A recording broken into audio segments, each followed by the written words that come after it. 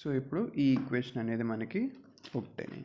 So ఇప్పుడు ఈ equation అనేది మీకు గుర్తుంటే, ఎలాగో గుర్తుండదో కామన్ అది. సో ఇది ఈ ఈక్వేషన్ అనేది మనకి ప్యారలల్ ఆర్ఎల్సి సర్క్యూట్ యొక్క ట్రాన్స్ఫర్ ఫంక్షన్కి ఈక్వల్గా ఉంటుంది. సో చూసారా, సేమ్ టర్మ్స్ అనేవి మనకు అక్కడ ఉంటాయి. సో ఇక్కడ ఏంటంటే ఎందుకు మనం ఇక్కడ ఎందుకు కంపేర్ చేస్తున్నామంటే, ఫస్ట్ థింగ్ మనకి సింప్లిఫికేషన్ కోసం. సెకండ్ థింగ్ ఏంటంటే, మనకి ఇక్కడ నారో బ్యాండ్ పాస్ ఫిల్టర్లో మనకి ఏంటి మెయిన్ గెయిన్ అంటే సెలెక్టివిటీ. అంటే నారో బ్యాండ్ పాస్ సిగ్నల్స్ అనేవి ఉండాలంటే నారో ఫ్రీక్వెన్సీ రేంజే ఉండి గెయిన్స్ అనేవి మనకి హైలో ఉండాలి కదా. మనకి ఇక్కడ గెయిన్స్ అనేవి హైలో ఉండాలి. సో మనకి ఇక్కడ అంటే ఈ ఎఫ్ఆర్ ఫ్రీక్వెన్సీ అనేది మనకి హైలో ఉంది. సో ఇక్కడ మనకి ఎఫ్ఆర్ ఫ్రీక్వెన్సీ అనేది అంటే రెజొనెంట్ ఫ్రీక్వెన్సీ. సో ఒక సర్క్యూట్ అనేది ఎప్పుడు రెజొనెంట్ అని చెప్తామండి, ఎప్పుడైతే ఆ సర్క్యూట్ యొక్క రియాక్టివ్ కాంపోనెంట్స్ అనేవి ఈక్వల్ అయ్యాయి.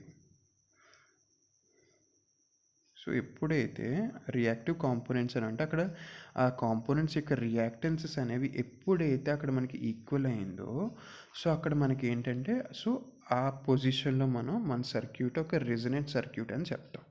సో అక్కడ మనకి అక్కడ రెజొనెంట్ సర్క్యూట్ అంటే ఏంటంటే అక్కడ మనకి హై గెయిన్స్ అనేవి ప్రొడ్యూస్ అవుతుంది. అంటే ఒక ప్యూర్ రెసిస్టివ్ నెట్వర్క్ అనేది మనకి ఉంటుంది. ఓకే అండి. సో అక్కడ మనకి ఒక ప్యూర్ రెసిస్టివ్ అనేది ఉంటుంది. అండ్ నెక్స్ట్ మనకి అక్కడ పవర్ ఫ్యాక్టర్ అనేది కూడా చాలా హైలో ఉంటుంది.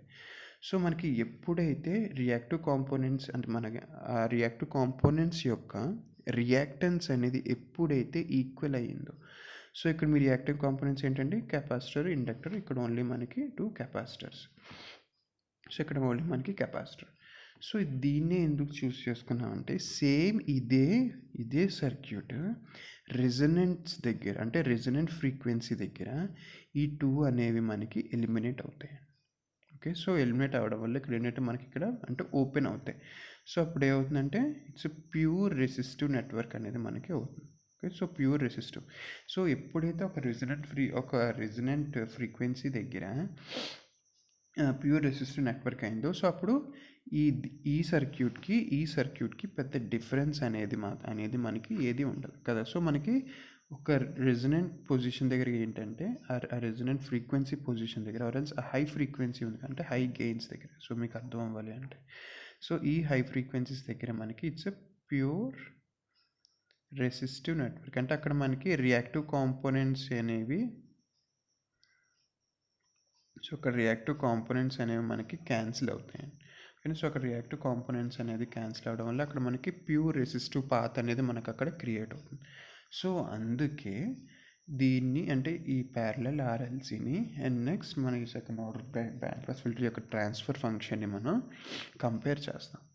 ఓకే, సో ఇప్పుడు కంపేర్ చేస్తే సో ఇక్కడ జీ డాష్ అంటే ఎంత అండి, Z1, సి అంటే ఎంత, C3, జీ అంటే ఎంత, G5 into C2 plus C3/C2.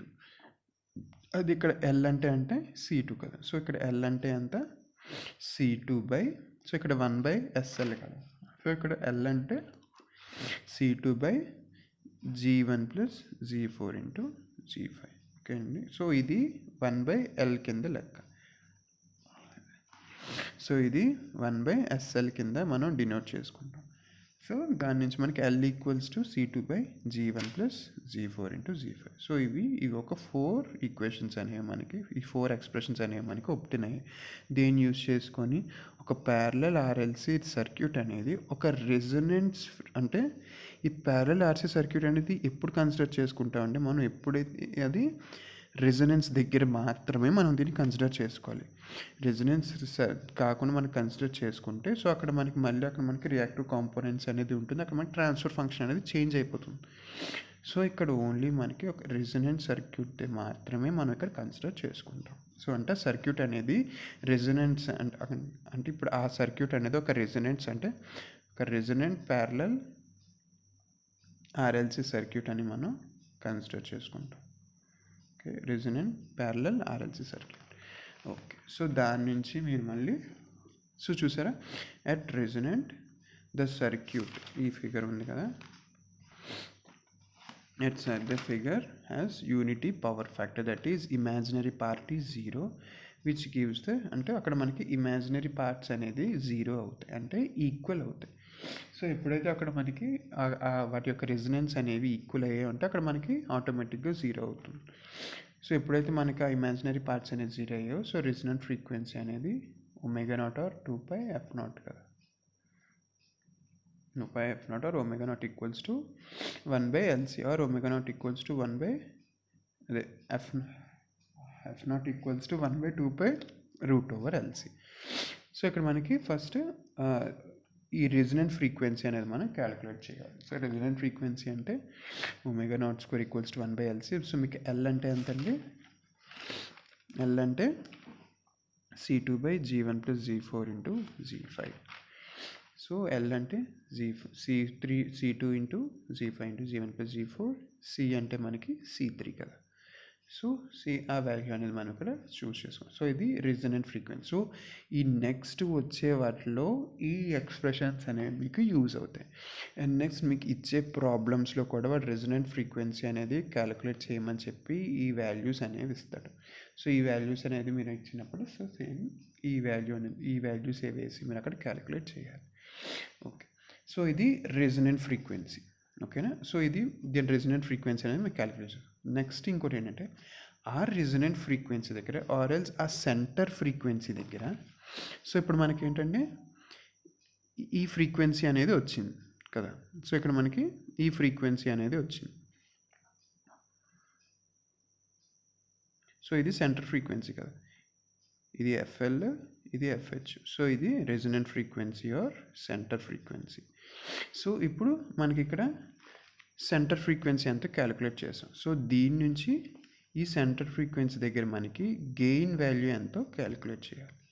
So ఈ సెంటర్ ఫ్రీక్వెన్సీ దగ్గర మనకి గెయిన్ వాల్యూ ఎంత, మనకి దీని గెయిన్ అంటే ఏంటంటే ఓవరాల్ అవుట్పుట్ కదా, మైనస్ అంటే మనం ఏంటి V0/Vi ఈక్వల్స్ టు -RF/Ri కదా. మనకి నార్మల్గా మనకి గెయిన్ ఫంక్షన్ అనేది V0 equals to V0/Vi equals to -RF/Ri, దేనికి మన ఆప్ యాంప్ కదా. సో ఇక్కడ కూడా ఏంటంటే మనకి Z/Z'/Z. సో ఇక్కడ మన యొక్క రెసిస్టెన్స్ అనేది మనం కన్సిడర్ చేసుకుంటే సో ఇక్కడ మనకి ఏమొస్తుందండి Z'/Z. సో మనకు ఆల్రెడీ Z' అంటే ఎంత అండి? G1 కదా. సో Z' అంటే G1 అండ్ G అంటే G5 × C2 + C3/C2. So -G1/G1 so మీరు ఇక్కడ సబ్స్టిట్యూట్ చేసుకుని మీకు వచ్చిన వాల్యూస్ అనేవి ఇది. సో ఇక్కడ ఆల్రెడీ మనం Z1 అంటే 1/R1 కదా, Z5 అంటే 1/R5. సో ఇక్కడ వాటిని మనం సబ్స్టిట్యూట్ చేసుకుంటే R5/R1 × C2/C2 + C3. సో ఇది ఏంటంటే ద గెయిన్ ఎట్ రెజొనెన్స్ దగ్గర, అంటే ఆ రెజొనెంట్ ఫ్రీక్వెన్సీ దగ్గర, అంటే ఎప్పుడైతే మన సర్క్యూట్ అనేది రెజొనెంట్ అయిందో సో ఇక్కడ ఈ పొజిషన్లో మనకి గెయిన్ వాల్యూ అనేది క్యాలిక్యులేట్ చేయడానికి ఇది ఫార్ములా. ఓకేనా. So -R5/R1 × C2/C2 + C3. So ఇప్పుడు మనకి రెజొనెంట్ ఫ్రీక్వెన్సీ అనేది తెలిసింది, అక్కడ దాని నుంచి మనకి గెయిన్ అనేది ఎంత తెలిసింది. సో దాని నుండి మనం క్యూ ఫ్యాక్టర్ అనేది క్యాలిక్యులేట్ చేస్తాం. సో మళ్ళీ మనకి క్యూ ఫ్యాక్టర్ అనేది క్యాలిక్యులేట్ చేయాలంటే మళ్ళీ నెక్స్ట్ మనకి దాని నుంచి మనం బ్యాండ్ విడ్త్ అనేది కూడా మనం క్యాలిక్యులేట్ చేసుకోవచ్చు. సో క్యూ ఫ్యాక్టర్ అంటే Q factor equals to ω0L/R equals to ω0 × RC. అంటే ఒక రెజొనెన్స్ పొజిషన్లో 2 రియాక్టివ్ కాంపోనెంట్స్ యొక్క ప్రొడక్ట్స్ అనేవి మనకి ఈక్వల్ అవుతాయి కదా. So ω0 × L/R